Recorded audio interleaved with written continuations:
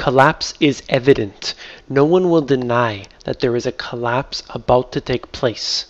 In fact, in many ways, it is already underway. I'm going to go through 10 of the different reasons why that is so. And these are by no means the only reasons. These are just 10 that I chose from a list that I will provide to you in the description of this video. Number 1. The home ownership rate in the United States has dropped to the lowest level in 19 years. This means that people are unable to afford homes. The trend has reversed with the subprime mortgage crisis. And even though interest rates are rock bottom right now, people are still unable to afford homes in the United States, and they are forced to become renters. This is a growing trend and will continue to spread throughout the US and other countries around the world. Number 2. Consumer spending for durable goods has dropped by 3% since November. People are simply unable to buy what they need to because their debt has been maxed out and they are simply unable to afford any more. As I will talk about further, the food stamps and other social assistance programs are at all-time highs right now. Number 3, major retailers are closing stores at the fastest pace that we've seen since the collapse of Lehman Brothers. So after the financial crisis, Lehman Brothers had collapsed, and this sent a shockwave through the system. And as stated here, major retailers started closing stores rapidly, and that trend is escalating right now. Why? Because people are simply unable to afford those products. And what does that say about the economy?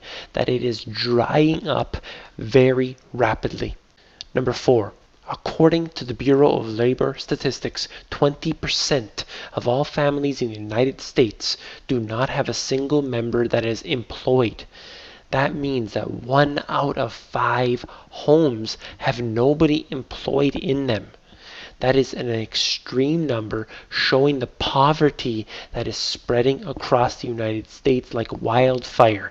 Ultimately, this will put too much of a burden on the government with the social assistance programs. Number 5. There are 1.3 million fewer jobs in the U.S. economy than when the last recession began in December 2007.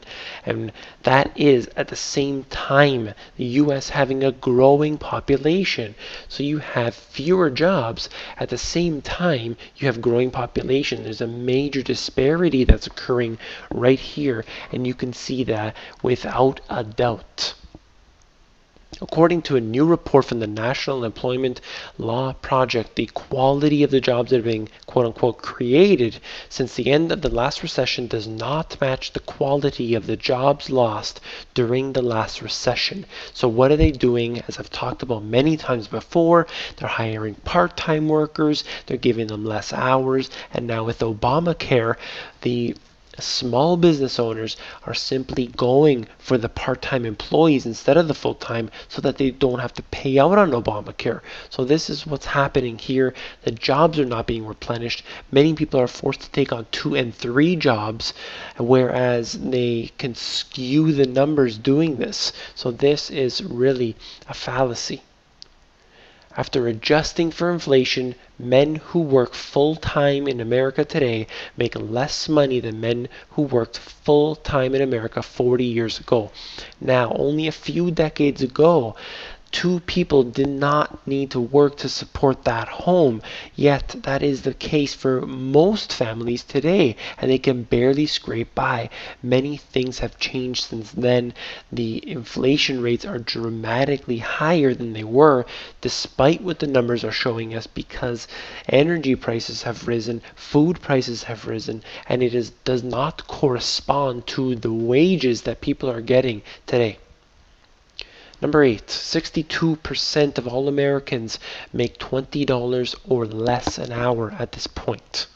What does that say about the economy? When you can get a job, but that job is paying you barely enough, perhaps half of what you were getting before being laid off, and this is the only thing you can take, so you end up taking it, that says that the economy is far gone. All of those high-paying wages have been shipped overseas. All those manufacturing jobs, good quality jobs, shipped overseas to the third world using taxpayer money. And meanwhile, the individual here is only able to get a retail position which pays significantly less.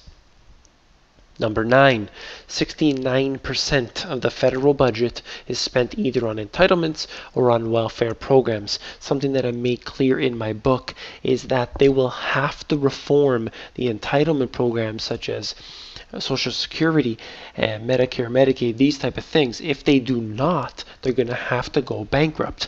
But if they actually do pull back on these programs, the people are going to riot. So in one way or another, there's going to be a destruction here somewhere. Where it happens first, we'll have to see. And number 10, there are now 49 million Americans that are dealing with food insecurity. This, to me, is the most dramatic of all these statistics. When nearly 50 million people are unable to eat without the government's help, what does that say about the economy? And the fact is that it is long gone. If they pull that crutch away from the system, there will be mass riots in the streets. And that's what I see happening if things do not change. And unfortunately, it doesn't look like they will anytime soon.